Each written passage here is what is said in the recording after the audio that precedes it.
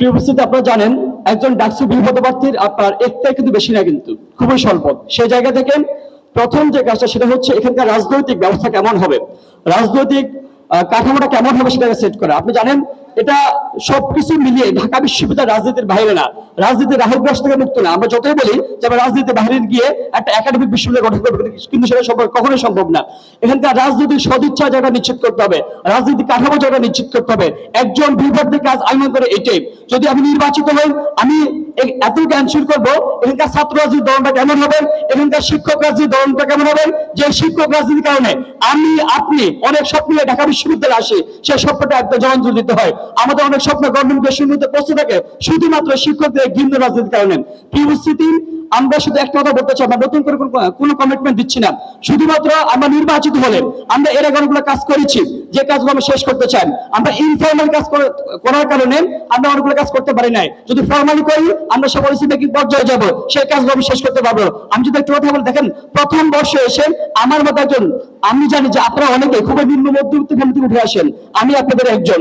আমরা সেই নিম্ন মধ্যবিত্ত ফ্যামিলি থেকে উঠে আসা অনেক স্বপ্ন নিয়ে আসি, কিন্তু আমরা এখানে শিখি দেখি একটা সিটের জন্য আমাকে জিম্মি থাকতে হয়, একটা সিটের জন্য আমাকে ভাইয়ের পিছনে ধারণা দিতে হয়। আমি যখন বিশ্ববিদ্যালয় পড়াশোনার কাছে যাই তখন বিশ্ববিদ্যালয় পড়াশোনা আমাকে বলে যে তোমার অমুক ভাইয়ের কাছে যাও, তোমার পরিচিত কোন ভাইয়ের কাছে যাও। এই যে কালচারটা, সেই কালচারটা অবশ্যই ঘটাতে চাই। একটা সিটের জন্য আমরা জিম্মি থাকতে চাই না। আমরা বলেছি, আমরা বিরোধী যে লড়াই সংগ্রাম চালিয়ে গেছি একটা সিটের জন্য, আমরা বলেছি ওয়ান স্টুডেন্ট ওয়ান সিট আমরা নিশ্চিত করবো। সেই জায়গায় একজন শিক্ষার্থী যেদিন ভর্তি হবেন ওই দিনে তার জন্য একটা সিট বরাদ্দ দেওয়া হবে। তাহলে একজন শিক্ষার্থী শুধুমাত্র সিটের জন্য বারবার করে ধর্ণা দিতে হবে না। তার কি ক্লাস পরীক্ষা আছে কি নাই সেটা কোনো দর্শনের বিষয় থাকে না, শুধুমাত্র একটা সিটের জন্য যে দুর্বল জায়গাটা সে ধরে রাখেন। আমরা বলতে চাই, দেখেন এই যে শিক্ষকদের যে রাজনীতি, শিক্ষকদের যে মনোভাব সেটা পরিবর্তন করতে হবে। সেটা কিভাবে পরিবর্তন করতে থাকেন, আমরা বলেছি 73 যে অধ্যাদেশ সেটাকে যুগ উপযোগী সেটাকে সংস্কার করতে হবে। 73 অধ্যাদেশের মধ্যে আমাদের বিচার নিয়োগ দলিত আমাদের মাধ্যমে, আমাদের প্রবেশ নিয়োগ দলিত আমাদের মধ্য দিয়ে, প্রবেশ যখন নিয়োগ হন তখন তিনি একটা কমিটমেন্ট দিয়ে আসেন যিনি এই কাজ করবেন।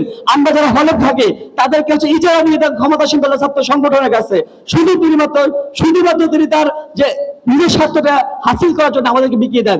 এই যে মনোভাবটা প্রবেশ প্রশাসনিক সকল পদে নিয়োগের সুস্পষ্ট আমরা হাজির করব, এই জায়গাটা এনশিওর করতে হবে। দেখেন প্রিয় উপস্থিতি, মূলত হচ্ছে বিপি প্রার্থী হিসেবে যে কাজগুলো করতে হয় তার মূলত কাজ হচ্ছে বিশ্ববিদ্যালয় প্রশাসন এবং শিক্ষার্থীদের মধ্যে সেতু বন্ধন হিসেবে কাজ করা।